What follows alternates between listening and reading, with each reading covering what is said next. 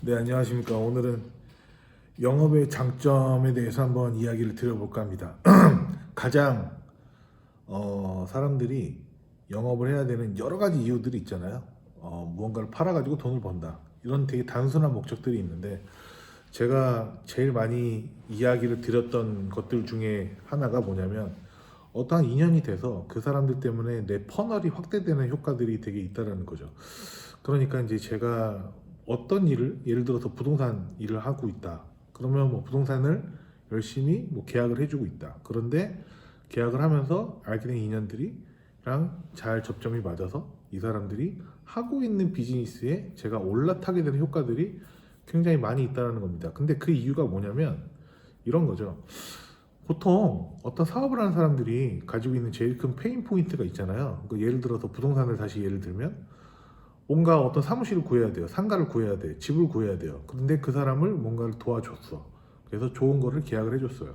근데 서로 이야기가 잘 되고 서로 좀 교감이 잘 돼서 좋은 인연이 됐다고 했을 때 이 사람이 예를 들어서 카페 사업을 하고 있어. 그런데 카페 사업을 하는데 뭔가 더 필요한 여러 가지들이 있잖아요. 뭐 인테리어가 필요하기도 하고, 뭐 매장을 더 찾아야 될 수도 있고, 직원 관리가 될 수도 있고, 원두를 조금 더 괜찮은 데 납품을 할 수도 있고. 그런데 이 여러 가지들의 문제점들이 내가 뭔가를 계약을 해줌으로 인해서 그런 것들을 더 도와줄 수 있는 상황들이 생기는 거죠. 뭐 가령 뭐 공사를 해야 되는데 일손이 필요해. 그러면 당장 어떤 임무가 필요한데 임무가 지금 당장 못 구해져. 그럼 제가 도와줘가지고 그 사람을 도와줄 수도 있는 거잖아요. 뭐 기본적인 인건비만 받고서 그런 식으로 인연이 계속 디벨롭이 돼가는 과정들이 있는 거죠. 그런데 이게 내가 좋은 사람이라고 하고 내가 그 사람이랑 잘 맞는다라고 하면은 그런 기회들은 무조건 옵니다. 왜냐하면 사업이라는 거는 변동성이 너무 심하고 여러 가지 상황들에 따라서 필요한 것들이 너무 많다 보니까 그 관련된 전문가가 필요할 때도 있지만은 신뢰가 필요한 사람이 있을 때가 있어요. 다시 한번 말씀드릴게요. 어떤 한 분야의 전문가가 필요할 수도 있고요. 신뢰가 필요한 사람이 있어요. 그리고 이 외에 다른 재능들이 믹스가 될 수도 있는 거죠. 한번 예를 들어 볼게요. 제가 아시는 카페 대표님이 계셨는데 카페 대표님이 지금은 카페가 잘 안 돼서 이제 매장을 다 접은 상태였어요. 그런데 이분이 인테리어를 하고 있어요. 근데 그 카페를 했었던 상황에서 알게 됐었던 여러 인연들, 가맹점주들부터 해가지고 투자자부터 해가지고 여러 사람들이 이 사람이 인테리어를 하는 데 있어서 되게 많은 마중물이 된 거죠. 계속 소개를 시켜주고 한번 신뢰가 쌓였으니까 이 사람한테 인테리어 사업을 하는 데 있어서 계속 소개를 시켜준다던가 아니면 기존에 카페를 잘 했었기 때문에 이 사람한테 원두를 납품 받아가지고 일을 진행을 한다던가 그런 식으로 퍼널이 확대가 되는 거예요. 그러면 이 요건들은 뭐냐? 내가 어떤 카페 사업을 한다고 하더라도 카페 매장을 한다 하더라도 원두에 대해서 그 지식이 있고 경험이 있고 채널이 있고 인테리어에 대한 감각이 있고 손님을 상대하는 서비스 퀄리티가 좋은 사람이고 그리고 신뢰나 유대감을 잘 갖는 사람이라고 하면 어떤 하나의 일을 하더라도 계속 퍼널이 확대가 되는 거죠. 어쩔 수 없는 겁니다. 그리고 당연한 거고요. 그래서 뭘 하더라도 확실하게 내가 이거를 하나를 한다고 하나를 하고 뭘 판다라는 생각에 벗어나서 이거를 하나 제대로 만들어 놓고 제대로 운영을 하고 제대로 일을 열심히 하고 신뢰를 확보하고 유대감을 만들고 했을 경우에 여러 가지 채널들이 있다. 이건 사실 영업은 사업이랑 비슷한 결들이 많잖아요. 그런데 일종의 투자자의 개념하고도 잘 믹스가 되는 거예요.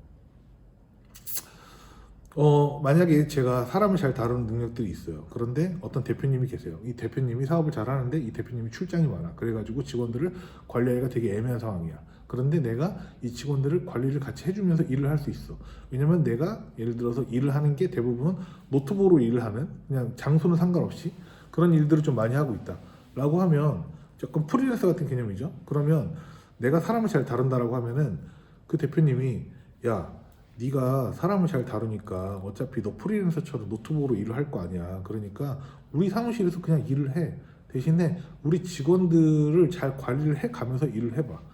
그러면 차라리 너한테도 좋고 나한테도 좋고 너는 이 사무실 관리를 해가지고 애들 직원을 잘 관리했을 때 추가 인센티브를 받고 이런 식으로 그림을 그릴 수 있다는 겁니다. 근데 이런 일들이 되게 많다라는 거예요. 그러면 하나를 잘한다라는 거는요. 저는 그겁니다. 결론입니다. 하나를 잘한다라는 건 모든 걸 다 잘할 수 있는 전초전이 되는 거예요. 그래서 그냥 기본기에 충실해야 되는 겁니다. 그리고 사람한테 어떻게 하면 신뢰를 받고 점수를 따고 그 사람이 나를 좋아해 주는지에 대해서 포커싱을 맞춰서 이걸 키워가고요. 이걸 키워가면 저절로 물건을 팔 수 있는 것들이 많아진다는 거죠. 그래서 여러분 어떤 영업이나 어떤 뭐 사업을 한다고 했을 때 단순히 어떤 물건을 팔아가지고 돈을 번다라는 요거에만 매몰돼 있지 마시고요. 내 관계에 충실해 가면서 내가 만들어 나갈 수 있는 인적 네트워크에 충실해 가면서 일을 하는 게 제가 봤을 때 영업을 하는 사람이 있어서 제일 큰 베네핏이 아닌가라고 생각이 드는 겁니다.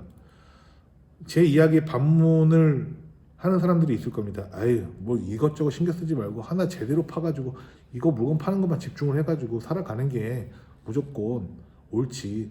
다른 것들까지 같이 다 엮어가지고 일을 하고 하면은 집중도 못하고 분산될 수밖에 없어 라고 생각할 수 있겠지만 일부 동의합니다. 맞는 말이에요. 그런 사람들이 프로죠. 그런데 프로가 되는 방법은 그냥 그거 하나만 드립다 파가지고 파는 거를 잘해서 프로가 되는 것도 있지만 이걸 보통 수준의 이상으로 팔 수 있는 능력을 갖고 이걸 보통 수준의 이상을 팔 수 있는 능력을 갖고 나머지 것들에 대한 마중물까지도 다 흡수를 해가지고 내 덩치와 체급을 올리는 것도 때로는 너무 중요하다라는 결론입니다. 이걸 꼭 명심하셨으면 좋겠어요. 안 그러면 뭘 하다가 사람은 지치고 방황하고 매너리즘 빠지고 우울해지고 그렇잖아요. 항상 뭐든지 다 잘 될 수가 없으니까.